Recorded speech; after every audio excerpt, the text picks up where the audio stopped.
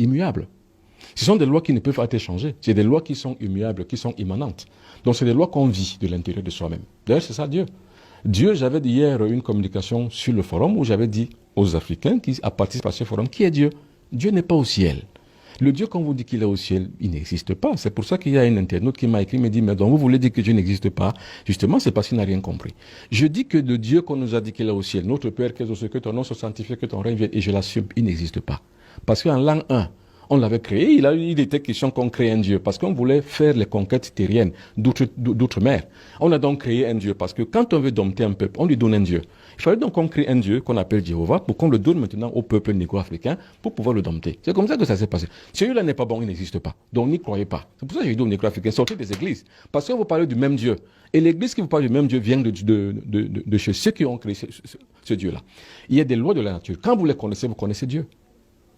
Or, celui qu'on vous a dit qu'il est au ciel, vous ne le connaissez pas, vous y croyez simplement.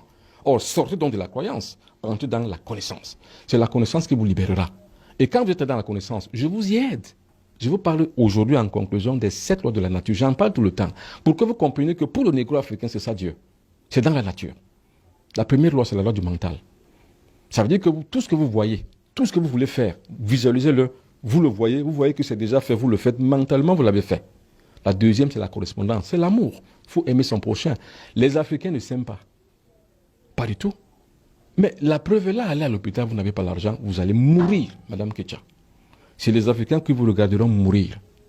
C'est pas l'amour, ça. Donc la deuxième loi de la correspondance, les Africains ne l'observent pas. Ni la première d'ailleurs. Les Africains attendent toujours qu'il y a un Dieu qui est au ciel qui va les aider. Ils n'observent aucune loi de la nature. C'est pour ça qu'ils sont ce qu'ils sont. La troisième loi, c'est la vibration. C'est la loi de l'intelligence. C'est-à-dire que vous êtes à distance, je vous parle. C'est la télépathie, c'est la téléphonie qui vient de là. C'est la troisième loi de la vibration. Vous vibrez au même diapason avec les autres. C'est ce que les Juifs font. Ils vibrent tous au même diapason. Parce qu'ils ont compris la nécessité de cette loi. Et c'est pour ça que attaquez-vous à un seul Juif. C'est toute la meute et la cohorte juive qui va se ruer vers vous. Les abeilles ont aussi la même politique. Les Juifs l'ont. Les Occidentaux l'ont à travers leur OTAN. Vous essayez d'attaquer seulement un seul pays occidental, l'OTAN va se mettre en ordre de bataille pour vous attaquer. C'est comme ça que les autres peuples font. Mais les Africains attendent assis en contemplation vis-à-vis d'un Dieu distant et lointain, qui ne les écoute même pas. Il faut donc en sortir, c'est ce que je dis. La quatrième loi, comme je viens de le dire, c'est la dualité. Tout ce que vous faites, Madame Ketcha, il y a un pour, il y a un contre. Vérifiez toujours ce qui est positif et ce qui est négatif. Et en cela, donc, vous allez réussir. La cinquième loi, c'est la loi du temps. Gbagbo a dit, le temps c'est l'autre nom de Dieu. Dieu c'est le temps.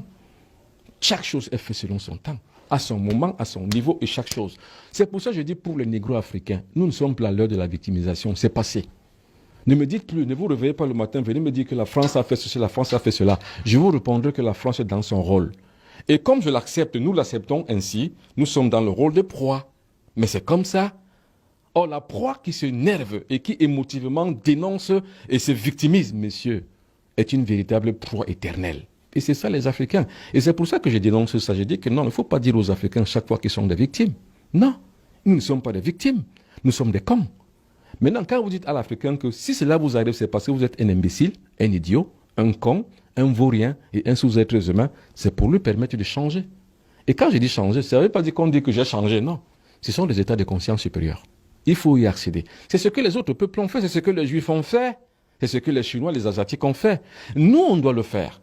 Nous, on le fait parce que moi, je le fais avec ceux qui viennent à mes séminaires et avec ceux qui participent avec moi à l'éclosion d'une nouvelle corruption spirituelle à travers Astra, qui est la plateforme de résistance et de transformation. Et la cinquième loi, c'est le temps. La sixième loi, c'est le genre. Il faut savoir intégrer la femme et l'homme. Voilà ce que les religions négro-africaines font. Ils excluent les femmes. Mais c'est idiot, mais c'est bête et c'est con. Allez voir les Bambombok. Bon, ce que je connais plus les Bambombok, parce que je suis moi-même un Bambok. Les Bambombok, une femme ne s'assoit pas là où est les hommes.